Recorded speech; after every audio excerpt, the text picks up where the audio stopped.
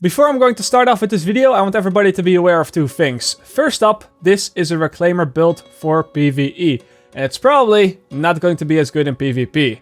Am I ever going to make a PvP reclaimer build in the future? Well, that depends. When it comes down to PvP, where the station is pretty easy to counter with an EMP sticky, I would like to see the healing rate of the support station being fixed first, before I'm gonna make a build about it. Otherwise, in my honest opinion, the Tactician Healer with the first aid ally heal mods is simply better in every single way, so I'm not gonna recommend you a build that I don't truly believe in myself. The second thing that I want you to keep in mind is that this build has been made with the upcoming changes in patch 1.8 already taken in mind. Of course, in patch 1.7 we would normally go with health rolls on the knee pads and on the backpack, but in patch 1.8, stamina is being buffed back to 30 health per stamina point, so getting health rolls everywhere, it will not be such a necessity anymore, which is why, for example, I am running this build with skill power on both the backpack and the knee pads, which is a thing that I, of course, would never do if I were to just make this build for 1.7 alone. And I agree that it is true that I could just do a build for 1.7 right now and then update it once 1.8 drops, but I know that classified gear is pretty hard to come by, especially now that the global event is over. So I figured, hey, it's probably better to show you all something that's a little bit weaker right now, but 100% future proof, than to let you guys reroll maybe your only classified items into something that isn't as ideal 3 weeks from now. So that's basically why I did it like this. But with those two things out of the way, let's finally take a look at my PvE reclaimer build. Just as with the classified sentry build that I did about a week ago, I want to give you all a quick overview of the classified reclaimer. For anybody that hasn't been caught up to date yet, the 2, the 3 and the 4 piece, they're still the same as that they were in patch 1.6. The 2 piece gives the player 30% support station range, the 3 piece gives 50% support station duration, and then the 4 piece makes it so that every mod of the support station will always be active no matter which one you pick up. So you will always have the revive effect of the life support, the immunity from the immunizer, and then the infinite ammo and the skill haste from the ammo box. The 5 piece then adds an extra 15% support station range and another 25% support station duration.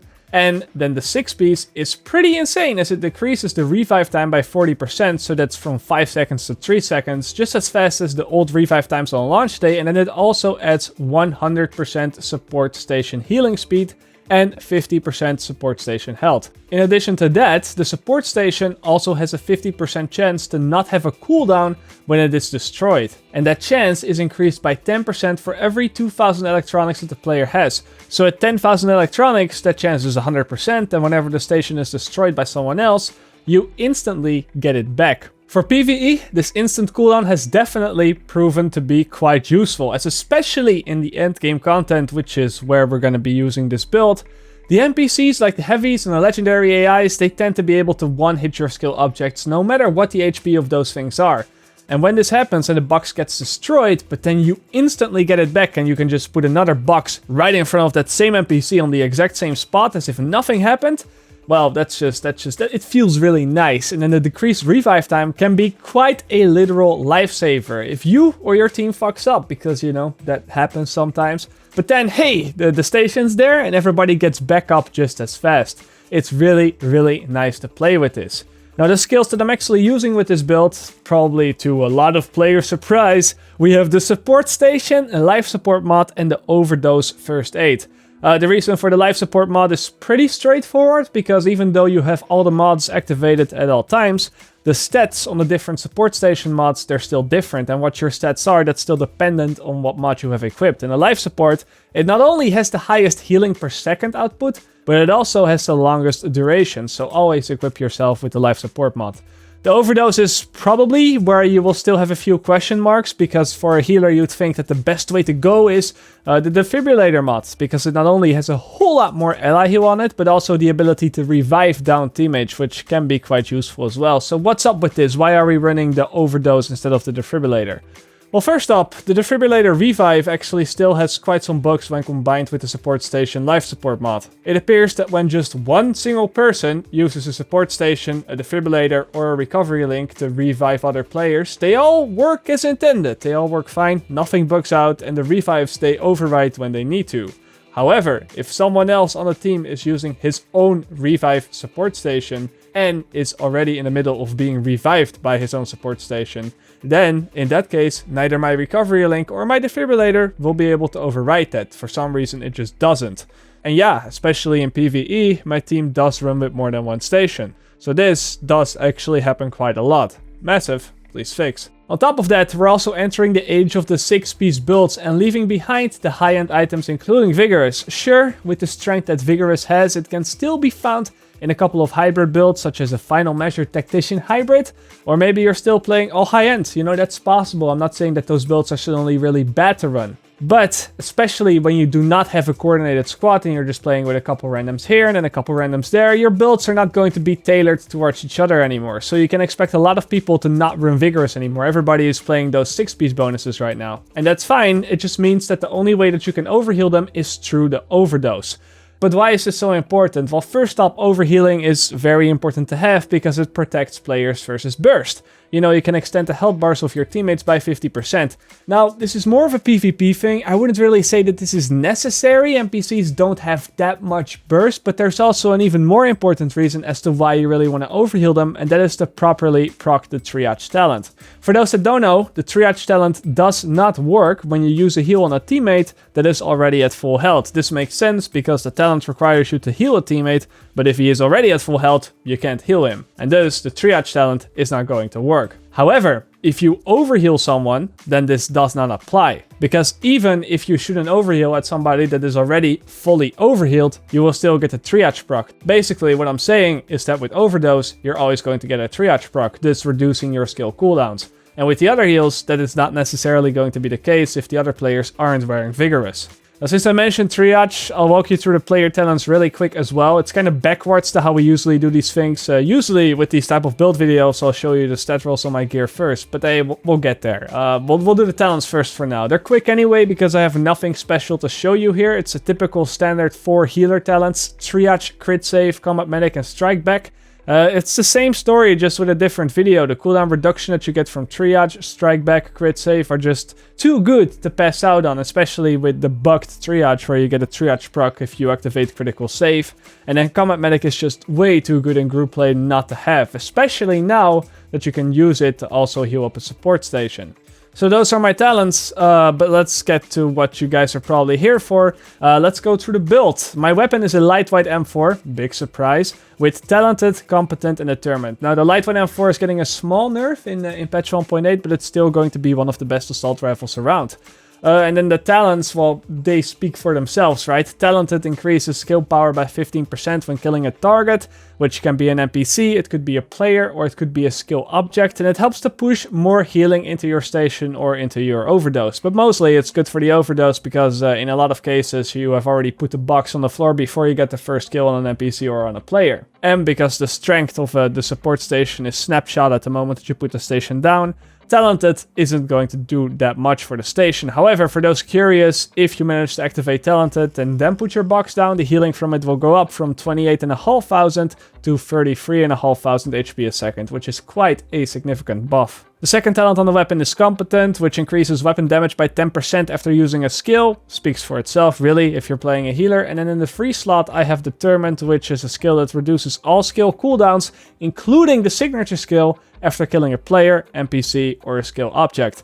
I can recommend pretty much every build to get a weapon with determined. Ever since it's been working with the signature skill, this talent is completely out of control, and you'll find that with this talent, you will almost always have your ult ready whenever you need it. And if you don't, well, you can just kill a couple mobs and then you have it back. My secondary weapon is an SVD with harmful, talented, and competent, and this is still something that I'm looking to replace for my PvE build. The harmful talent is very much of a PvP thing. This is actually the sniper that I used with my PvP tactician build in 1.6 as well. So the thing I want to go for is an M700 with talented, competent, and then determined in the free slot as well. Those are basically the talents that are really, really good for PvE. The same as my M4 has. The reason why I think having a sniper as your secondary weapon is so important is because in PvE, you will often be dealing with legendary NPCs or just NPCs that just hit really hard overall. And in those cases, you oftentimes cannot get close enough to really do a lot of damage with the M4. And as such, the sessions, especially the ones through matchmaking, will often turn into these turtling sessions, where everybody is picking off the enemies one by one. And the best way to do that is with a sniper, and not having a sniper in these situations makes you a liability to the team. You know, because you're there, and that makes the NPCs more tanky through the group scaling that these missions have in place. But if you can't at least do a little bit of damage, well then progressing through these missions is going to be at a crawl speed. As for the rest of the build, all my main stats are put into electronics, not only because I wanted to get that 100% chance of having my station back when it is destroyed, but also because I wanted my support station to be as strong as possible, almost no compromises. For PvP it would of course be a different story, maybe I wouldn't spec as much into skill power and electronics, but for PvE you can just go all the way, and that's what I did. I went all the way. The chest piece has health, skill haste, and increased skill experience. Remember, we don't really need ammo capacity because we have a box with infinite ammo. Then on the mask we have skill power and damage to elites.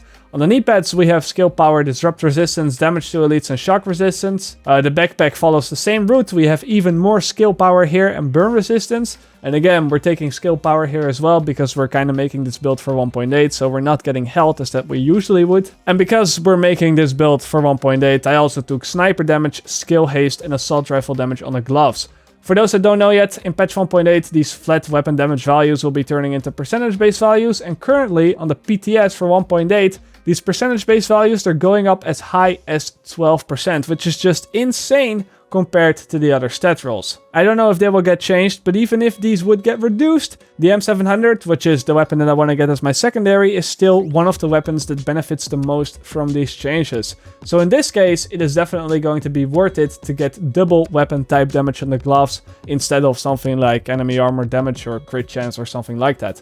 And then of course we also have the holster, where I have, as expected, skill haste. My gear mods are a little bit different because I have 3 mods with skill haste, and then I also have 2 mods with skill power on them. And why would I do that? With this build I only have 34% skill haste in total. Didn't I say that skill haste was one of the most powerful stats to have in this game? What's going on here? Why not push that number up as much as I can? Well, the reason for that is pretty simple, and that is because the support station provides 15% skill haste through the ammo box support station mod. So, whenever I'm sitting in the station, my skill haste goes up from 34% to 49%, just 1% off the cap. And I really don't think it's worth putting more skill haste mods into my build just so I can get that 1% extra. So instead of 2 skill haste mods, I instead got a little bit of extra skill power with the remaining 2 mods on my build. With a station that practically has no cooldown, you of course have to ask yourself the question, is it even worth running skill haste in the first place? Couldn't you just run health or skill power instead to make the station stronger or to make yourself a little bit more tanky? But the answer to that is no, not really. I still think it's worth to run skill haste for a few reasons actually. First up, the first aid, of course, the first aid.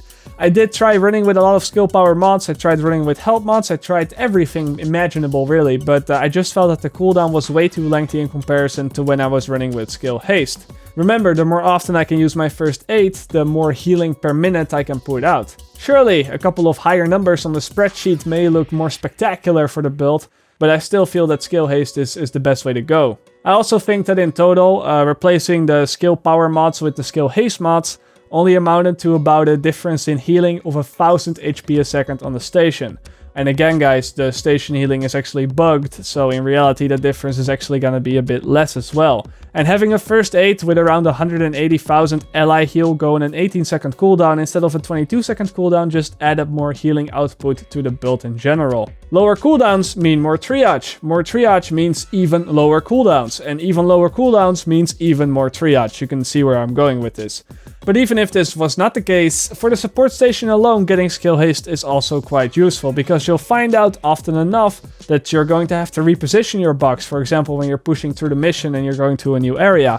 And in these cases where you have to manually blow up the box and thus you're not getting your cooldown back instantly, that skill haste is definitely going to make a big difference. The one golden tip that I have for you when you're trying to reposition your station is to blow it up while you are still in the station area. This is not just because of the overheal that you're getting from it, but it's also because the strength of a deployable skill, like the support station, is snapshotted, pretty much like I said earlier in the video. The moment that I place the support station on the floor, that's the moment that the game decides how strong the station is going to be. But this whole thing, it also counts for the cooldown.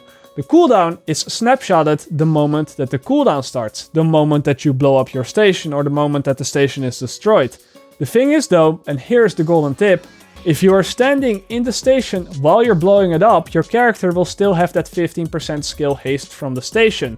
So that 15% skill haste will then also apply to the cooldown of the station itself. Basically, the station is giving you a shorter cooldown on the station. And this is a pretty big thing. It gives the player a 12-second cooldown instead of a 15-second one. The performance mods that I'm using, I already told you guys, but they're support station range mods. I tried out a lot of things. In the majority of the footage, you'll actually see me playing with the 5% healing rate mods as well, but the 20% of extra healing speed you get in total from those mods add in an additive way to the 100% healing that you already have from the 6-piece.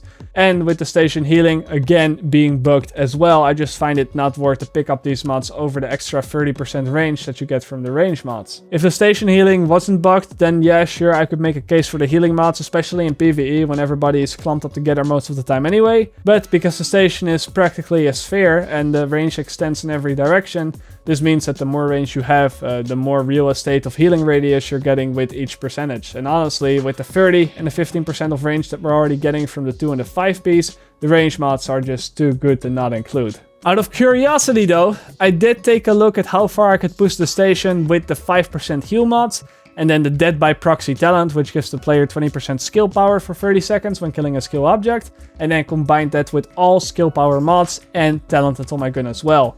The result, it was pretty stunning on paper. 43,000 healing rate per second and almost 500,000 HP on the box. It looks impressive, and yet I still gotta be real with you guys and say that this is probably not worth going for. Not if you have to give up the utility from the range mods or on the cooldown reduction talents, or even on some of the skill haste that you're getting. But yeah, that is the whole build. Now I can promise you one thing. And that is that this build will make any and all content in the game so much easier. And having something like this in, for example, the new Resistance game mode will be a blessing. As in this game mode especially, NPCs are brutal. And players have limited ammo. And they have to buy ammo when they run out, which gets more expensive every time. And enemies have a lot of fire bullets. And yes, even shock bullets in the later waves. So having the ammo box and the immunity and the fast revives up across such a big radius, it's going to be king. You know, as long as the NPCs cannot get to the box, the chances are that you're probably not going to wipe. Anyway, that is a whole bunch of information from the person that has pretty much been playing healer since patch 1.3. Trust me, this video would be a lot longer if this was a PvP build. I'm talking about 30, 40 minutes maybe. I've got all kinds of tricks up my sleeves when it comes down to PvP, like throwing the station in the air before pushing to avoid it being EMP'd, or putting it in the car tires to avoid it getting destroyed, or throwing it in the subway and then still getting the healing from it on street level, and vice versa. But anyway, before I open up that chapter with those things and so much more, I really need the station to just heal properly. Otherwise, it's better to go with the tactician build with the ally heal mods on the defibrillator. So I'm not gonna make a build if I, again, don't 100% believe in it myself. That is going to be all for today though. Just as with last time, here's a complete overview of the build. A download link to this image will be in the description box down below for those that just want to have it on their computer or on their phone. I don't know. And if you have any comments left or questions, well, you know where to find me. And if not, then I will see you all later. Or, like they say, in the Netherlands, zie je later.